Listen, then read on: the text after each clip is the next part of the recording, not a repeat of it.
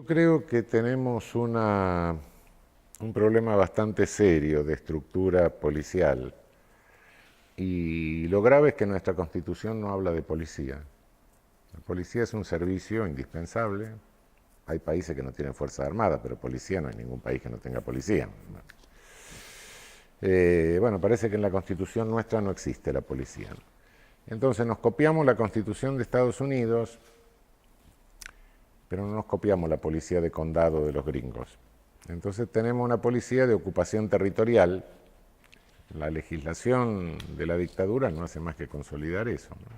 La institución policial no es una institución que trabaja a su arbitrio, muy por el contrario, está regida realmente por leyes y los policías en general actúan de acuerdo a esas leyes. Y esas leyes son leyes de dictaduras. Y como todas leyes de dictaduras están pensadas para el control de poblaciones, para la represión política y para la represión social.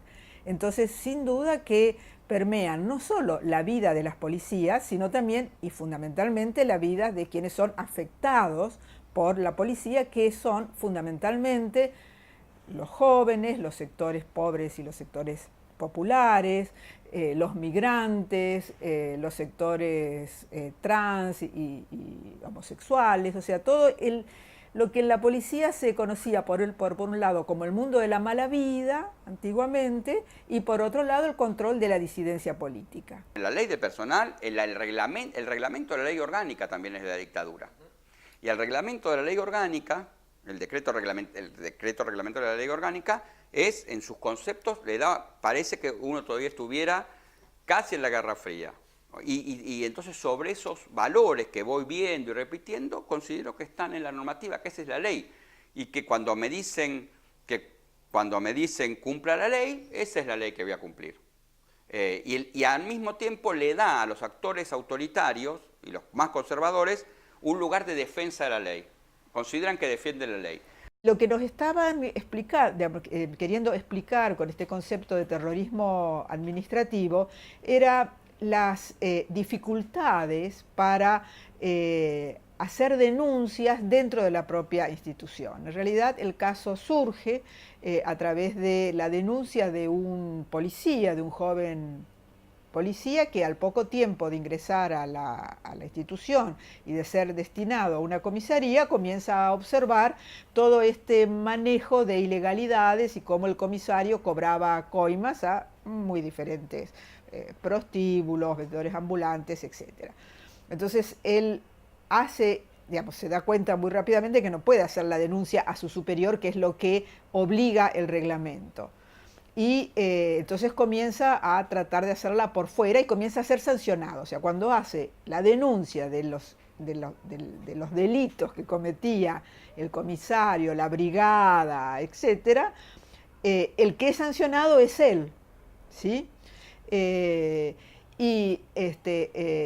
Finalmente lleva su caso a los tribunales y es muy interesante porque los tribunales, en vez de decir si acá o de investigar sobre esos delitos, lo que investiga es que la ley orgánica de la policía obliga, cuando un policía tiene que hacer una denuncia, la hace frente a su inmediato superior. Ahora, su inmediato superior era el delincuente.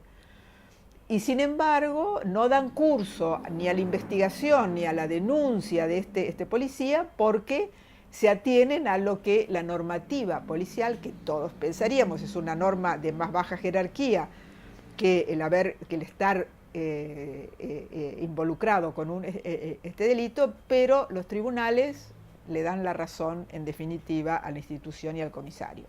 Lo que nos demuestra una vez más que policía y tribunales, por supuesto ni todos los policías ni todos los tribunales, pero forman parte de una misma armazón de ilegalidades y de buena parte de la corrupción, ¿no? Eso que llamamos la administración de los delitos.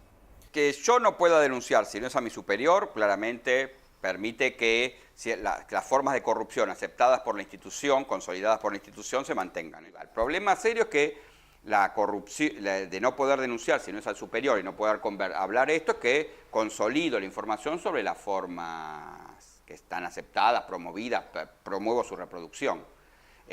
La única forma de eliminar, una de las formas claramente de eliminar eso es establecer sistemas de protección, inclusive más permanentes para esos espacios. Es fácil hacer leyes vinculadas con policía durante dictaduras y es muy difícil cambiarlas durante democracias.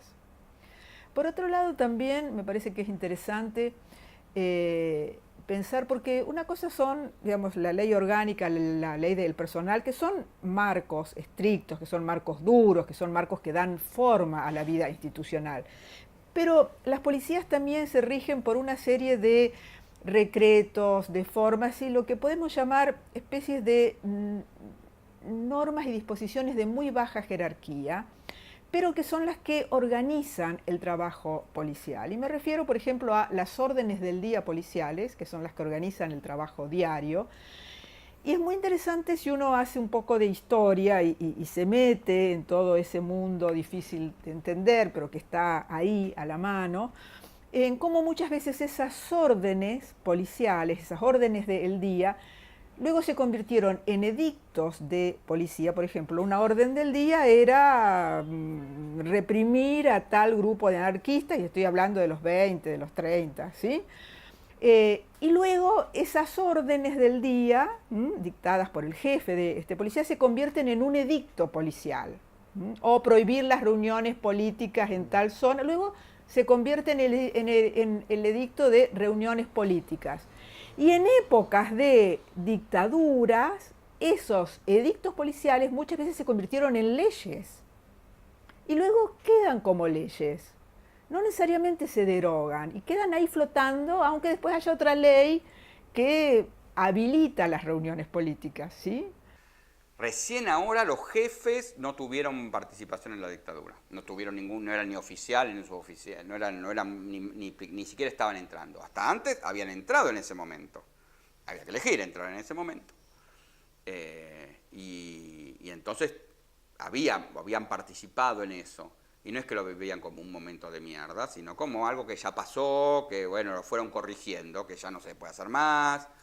Pero entonces me parece que esto refuerza la cuestión de la reforma de la ley, porque la dictadura sigue siendo un momento histórico y que las leyes y algunas normativas en el momento refuerzan eso como un momento histórico. Y es un momento donde se referencian, otra vez, no para la creación, no es el momento idílico, no es la época de oro, pero es un momento es una especie de guía de lo que está muy mal y lo que no está tan mal.